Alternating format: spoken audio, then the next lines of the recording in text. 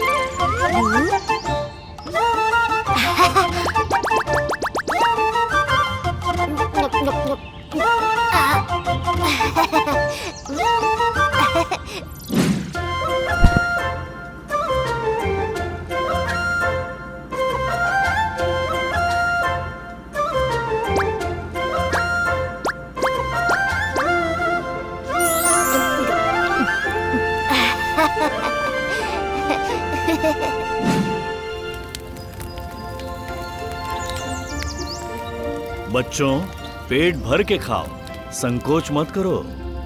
जो आज्ञा महाराज।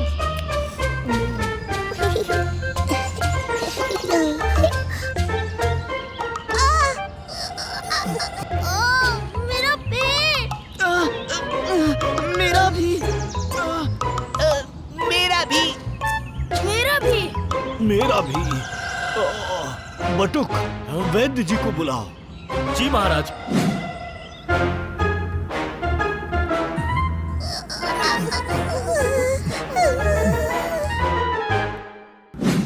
सबको एक साथ पेट दर्द? ये तो विषाक्त भोजन के कारण ही हो सकता है। विषाक्त भोजन? भोज में षड्यंत्र? कड़ी कार्रवाई करनी पड़ेगी। सच बताओ, खाने में क्या मिलाया था और किसके कहने पर मिलाया था? क्यों मिलाया था? सेनापति जी, हम तो केवल रखवाली कर रहे थे। खाना परोसने वाले तो कोई और थे। बताओ, खाने में क्या मिलाया था, किसके कहने पर मिलाया था और क्यों मिलाया था? सेनापति जी, हम तो केवल खाना परोस रहे थे जी। खाना तो रसोइये ने बनाया था।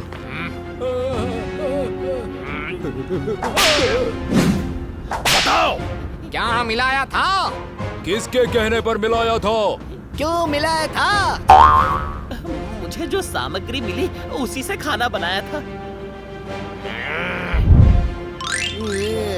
मैंने कहा ना, मटरू, नीच कोटि के भोज की सामग्री हम लेके आए थे।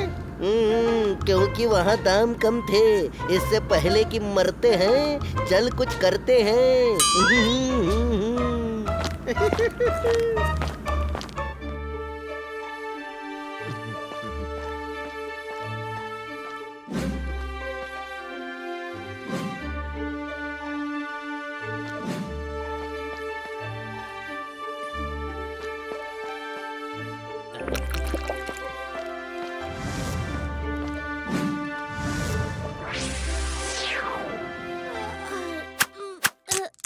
आप लोगों का धन्यवाद।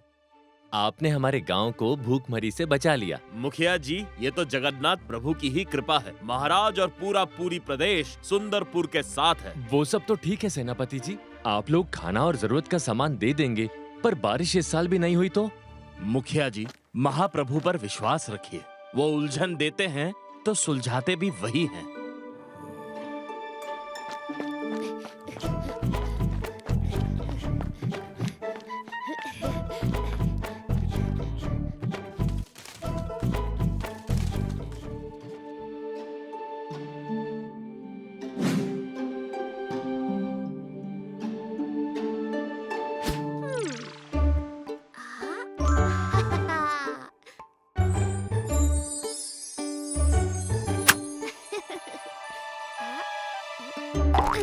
बलराम, चल झूला झूला मुझे।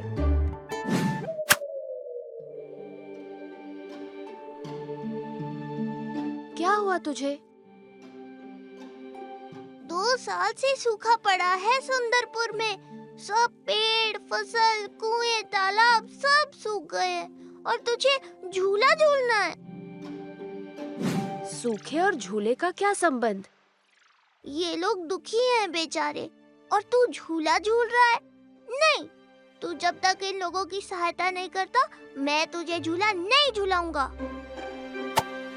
बलराम, प्राकृतिक आपदा सबको सहनी पड़ती है। जानता हूँ, पर क्या तू कुछ भी नहीं कर सकता?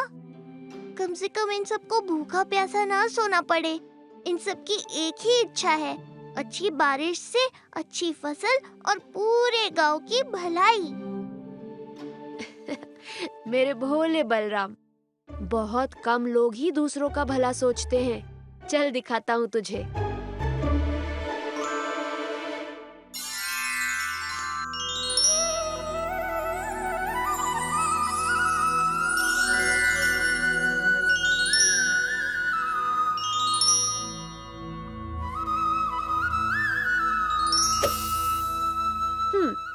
अब जाकर सबको बोल दे कि टीले पर कल्पवृक्ष है और वो सबके मन की इच्छा को पूरी करेगा।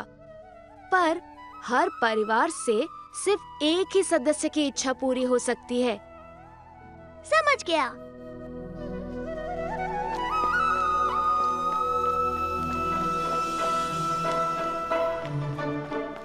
सेनापति काका, प्रभु जगन्नाथ का शुभ संदेश है सभी गांव वालों के लिए। प्रभु जगन्नाथ का संदेश हमारे लिए? हाँ मुखिया जी, प्रभु जगन्नाथ कल्प वृक्ष के रूप में उस टीले पर विराजमान है। सुंदरपुर गांव के हर परिवार की एक इच्छा वो कल्प वृक्ष पूरी करेगा।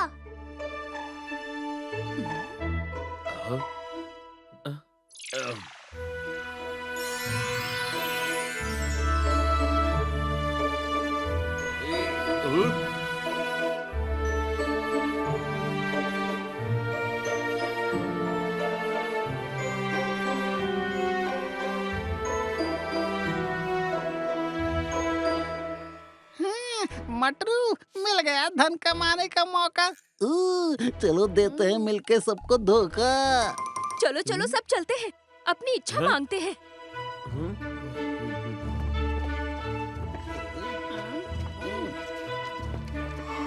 अरे नहीं नहीं, ऐसी थोड़ी सबको जाने देंगे। क्यों भाई, क्यों नहीं जाने दोगे? बोलो गटरू मटरू, क्यों नहीं जाने दोगे? प्रभु ने इनके लिए ही तो ये कल्प वृक्ष स्थापित किया है। वो सेनापति जी, वो सब एक साथ जाएंगे तो वो परेशान ना हो जाएं, एक एक करके जाएंगे तो अच्छा रहेगा ना।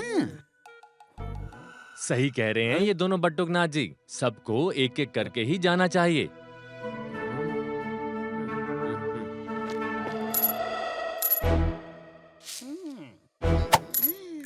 पहले मुझे ही जाने देना, ठीक है ना?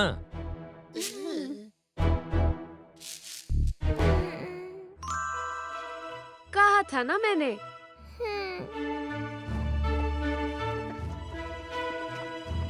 सबसे पहले मुखिया जी जाएंगे, बाकी सब कतार में लगो।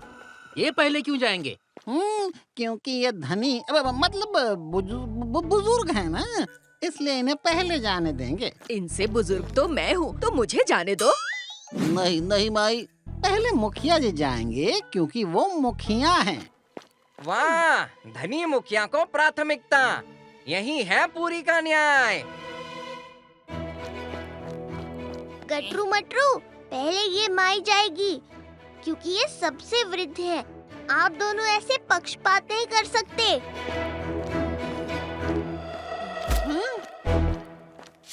ये लो 2 मोहरे और इस बच्चे को बांध कर फेंक दो कहीं। और ये 2 और मोहरे, कोई हमारे बीच आए उनको चुप करवाना तुम्हारा काम होगा।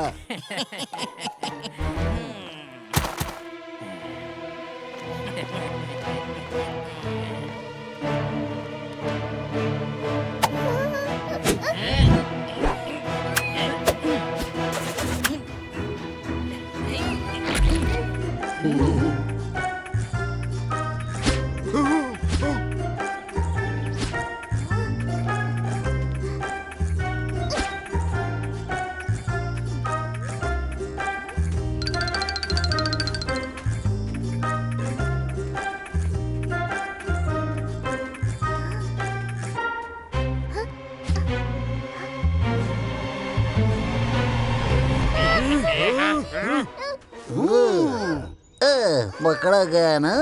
ले जाओ इसे, और फिर से हमारा पीछा किया तो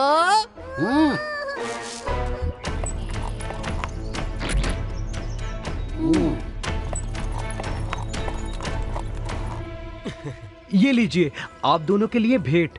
आपने मुझे रथ की लकड़ियों का प्रबंध करने का कार्य दिया था, उसके लिए। वाह वाह सिक्का, बहुत अच्छे। कम ही होते तेरे जैसे। तो कल से मैं लकड़ियाँ पहुँचाना शुरू कर दूं? हाँ हाँ, ये लो, ये राज्य की खास मुद्रा। ये तुझे पूरी प्रदेश में कहीं भी आने जाने की अनुमति देती है। तुम्हें पहले मंदिर में बड़े पंडा से मिलकर लकड़ियों की संख्या, रथ का आकार, नाप तौल सब जानना होगा। फिर तू लकड़ियों को ला कर मंदिर के बाहर बड़ी सड़क पर रख देना। ठीक है, धन्यवाद। अब मैं चलता हूँ।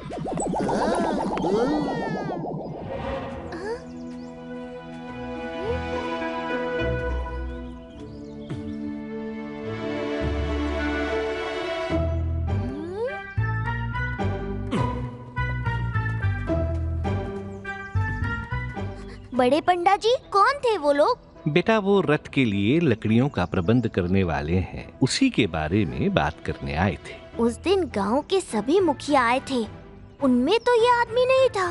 फिर कौन है ये?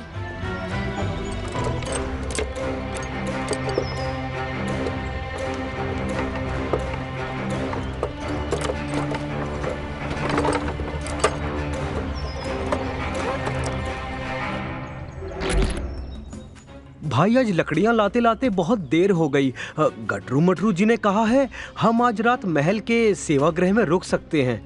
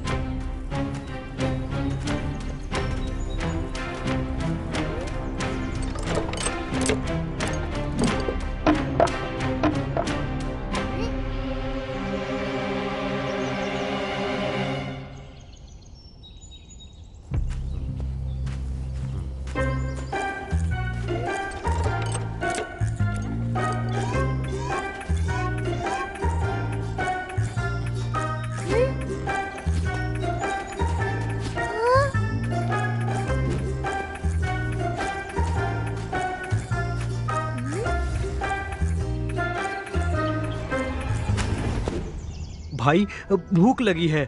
महल में तो बहुत खाना बनता है, क्या हम भोजन कर सकते हैं आज यहाँ? अरे हाँ हाँ, इन्हें आने दो अंदर, और अच्छे से खाना खिलाओ हमारे मित्र को। हाँ,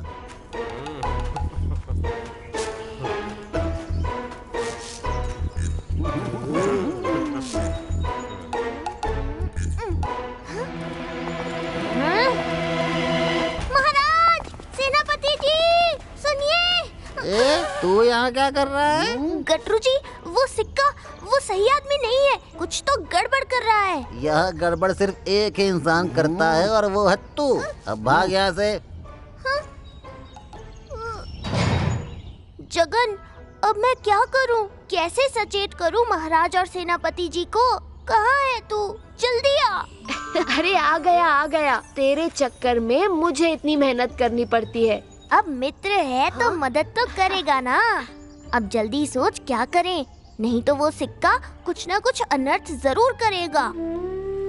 माँ बाबा, मेरे कारण आपको भी बेघर होना पड़ा। आप दानी बलराम भैया हो ना? मेरे माता पिता नहीं हैं। क्या आप मुझे अपने माता पिता दान में दे सकते हैं? मुझे आवश्यकता है। मैं आपसे छोटी हूँ, माता पिता बिना कैसे रहूंगी?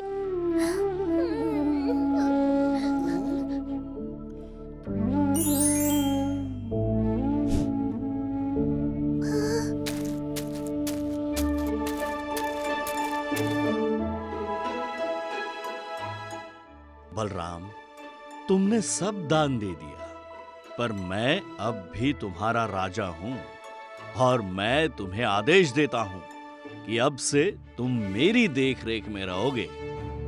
बलराम, तुम हमारे साथ महल चलो, वहीं रहना। नहीं महाराज, महाराज, दान देकर वही दान वापस लेना सही नहीं है। बलराम, तुम बहुत छोटे हो, यहाँ अकेले कैसे रहोगे? अकेला कहाँ हूँ, मेरा जगन है ना मेरे साथ।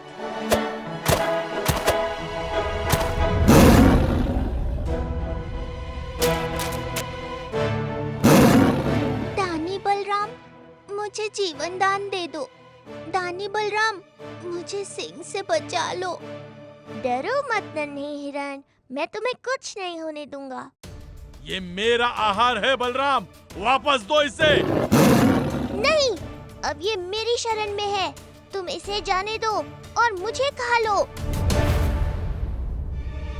चले जाओ वापस मायावी सिंह।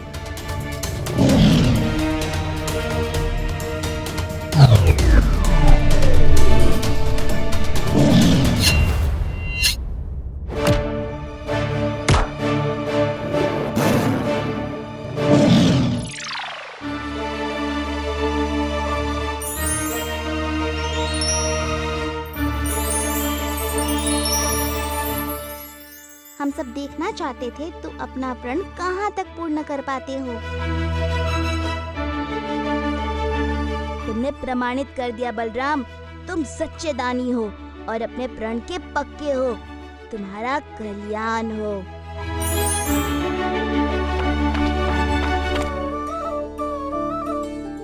ये प्रभु जगन्नाथ की लीला थी, हमें दान और प्रण का महत्व समझाने के लिए। बलराम के उदाहरण से जय जगन्नाथ। जय जगन्नाथ।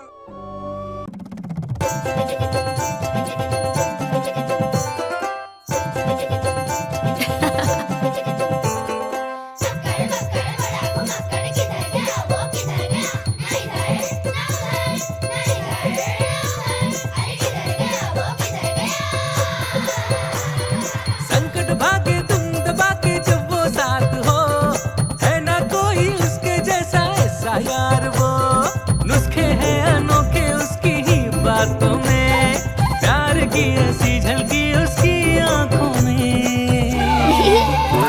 जय जगन्नाथ, जय जगन्नाथ, जय जगन्नाथ, जय जगन्नाथ, जय जगन्नाथ, जय जगन्नाथ, जय जगन्नाथ, जय जगन्नाथ, जय जगन्नाथ, जय जगन्नाथ।